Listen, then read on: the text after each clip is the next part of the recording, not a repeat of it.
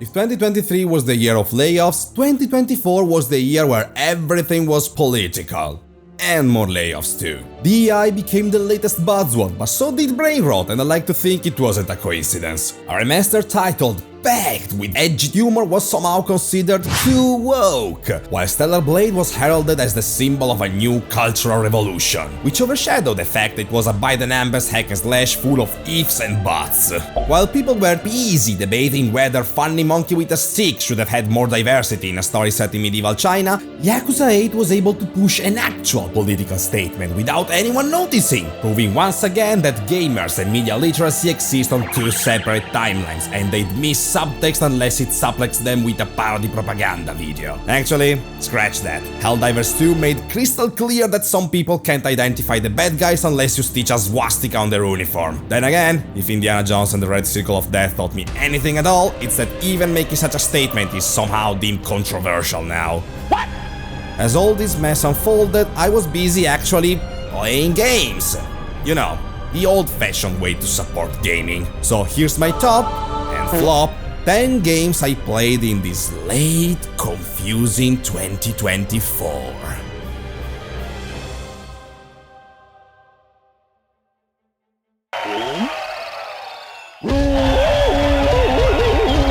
Prince of Persia and the Lost Crown is Ubisoft doing Ubisoft stuff at their best. It doesn't reinvent anything, but reincorporates everything people love in Metroidvanias with tight pacing and engaging level design. It was exactly the kind of game Ubisoft needed to earn some good faith from players, so of course they poorly marketed it and disbanded the dev team behind it.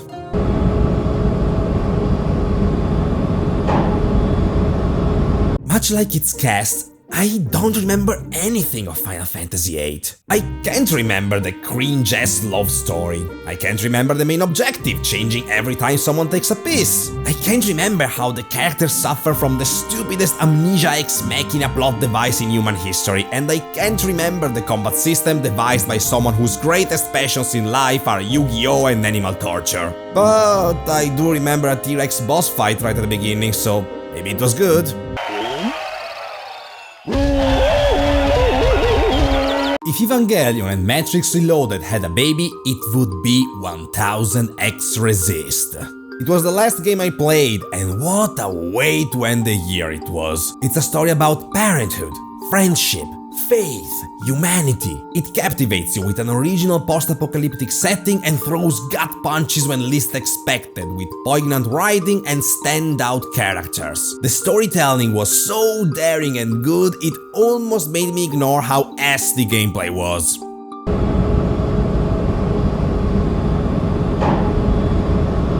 Despite hating kids, I like to think I'd be a great dad. On the off chance I fail at that and take Elon Musk's path of despising my offspring, I know that making them play the plucky squire will be the perfect way to ensure no one sheds a tear at my deathbed. I have nothing but respect for a dev team whose reply to the comment "sell me your game" is "play animal well." These are people of culture, and it shows in Another Crab's Treasure. A Souls-like that does something no other Souls-like has ever done. Being a product with its own identity rather than a rehash of the same moody vibe and the same tropes every game of the genre has been serving us for years. Until it becomes 100 times darker and more dreadful than Dark Souls ever was.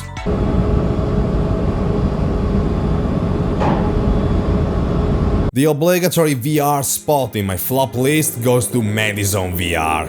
I don't get what it's going for. Does it think endless jumpscares will scare me? No, they're just irritating. And the naked undead old people trope stopped being scary once we all got used seeing them in our government offices.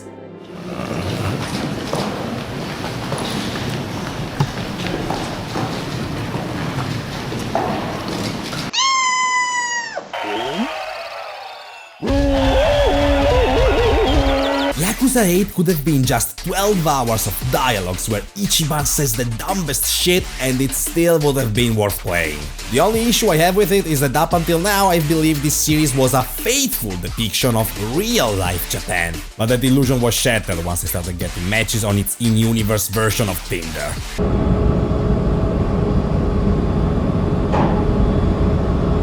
Stellar Blade? But no, really, it's the Shadow game. The real Shadow game.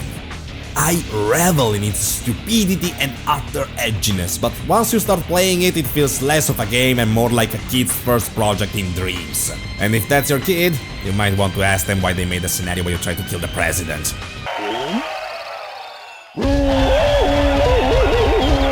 There are experiences in life that make you question the meaning of right and wrong, the fallacies of your cultural dogmas, and whether or not divergent belief systems can coexist in harmony. For me, that was creating a Twitter account. If you want all that, but with a sprinkle of dark comedy, just play Indica.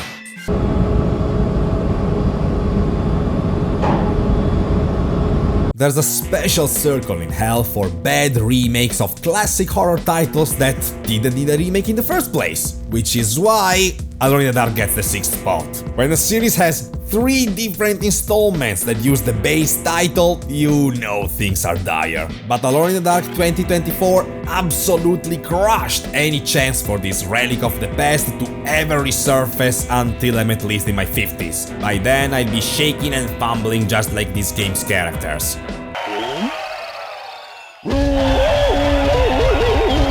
Astrobot is a mascot whose sole purpose is tickling every nostalgia receptor in your brain by reminding you of games you loved in your childhood. Astrobot the game, however, reminded me of another thing I barely ever get to experience: pure, unadulterated happiness.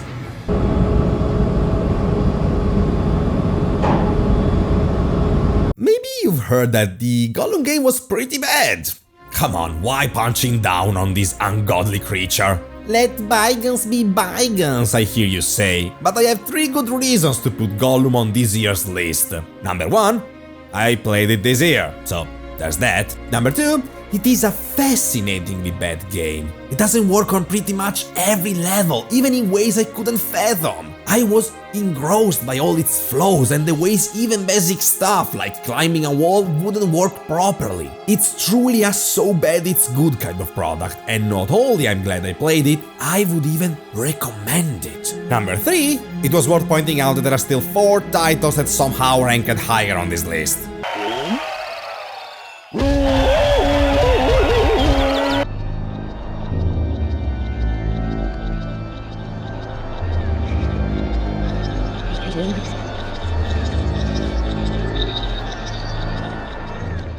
Mouthwashing is basically 1000x resist without the boring filler gameplay.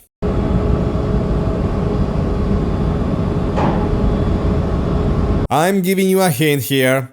It's a horror, and its title is about silence. You guessed it, A Quiet Place the Road Ahead. I'm gonna take the lessons I've learned from this game and shut my mouth, because the less I say about this utter piece of crap, the better.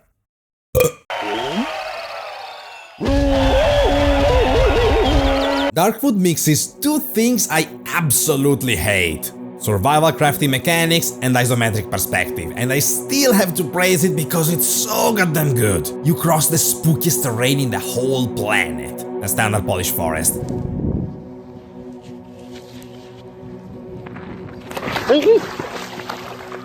Ty kurwo. Day by day you try to piece together all the clues that will lead you to a way out. Each step accompanied by the cracking sounds of the ruins and the burnt wood you walk over, breaking the unnatural silence of this place that clearly wants to twist you and absorb you. Poorly armed and barely able to defend yourself, every second feels like an eternity as you hope that whatever made that strange noise was far, far away. And that's before you even see the first monster.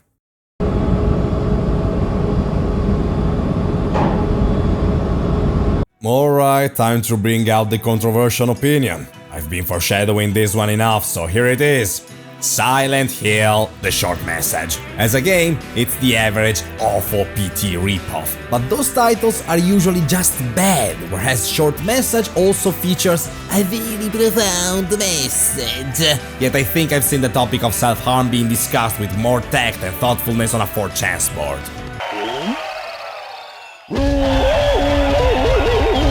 I promised I wouldn't buy Alan Wake 2 until it be released physically, and now that I did, I want to buy more copies to sleep and make sweet, sweet love with them. It's incredibly flawed and commits a faux pas every 20 minutes, or however it takes for those dumb jump scares to pop up, yet I'm gonna take a raw, uncut gem every day of the week over safe, corporate, AAA bullshit. Alan Wake 2 has soul, joie de vivre, and a cute doggy running for mayor, but it also made me use French twice already, so now I hate it.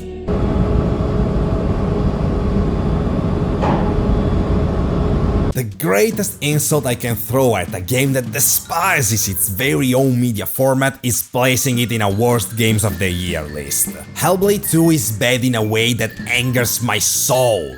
The pretentious writing and offensively dull gameplay are just the icing on the cake for a title so atrocious even the PR team can't come up with anything to promote it aside for the jaw-dropping graphics. You're an absolute failure, Hellblade 2, and you couldn't make it to the first place even here. Animal well, metaphor. Animal well, metaphor. Animal well, you know what's great about making YouTube videos? You can make up whatever rule you want, so screw it. Both Animal Well and Metaphor are my games of the year. And it makes sense, they're the yin and the yang of 2024. Animal Well is a game that kicks you out from your nest and makes you explore an outside world that feels hostile yet hauntingly beautiful. The playful attitude of a child trying to uncover the mysteries of a world they've been sheltered from, and the sad realization that a motherfucking kangaroo might barge in and kick you in the balls. And then Metaphor has its natural progression, cause opening yourself to the outside is the first step to bring a positive change. I'm still working out how the sexy middle-aged butt person fits in this analogy.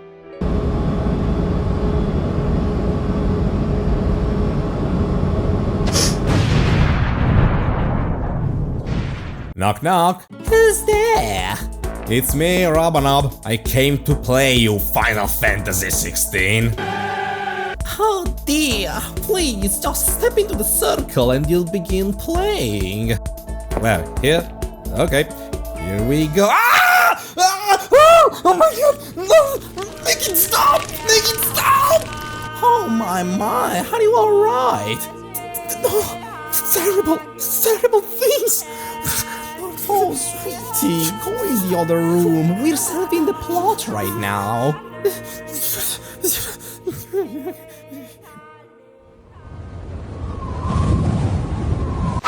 Oh, back already?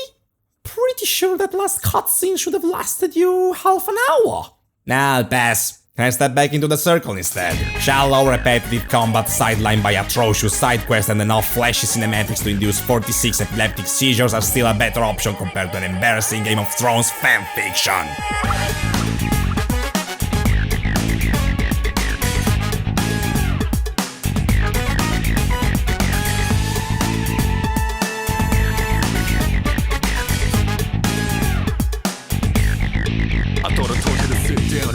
I'm about to hit ground when I'm in a box, my head's way out of this bound.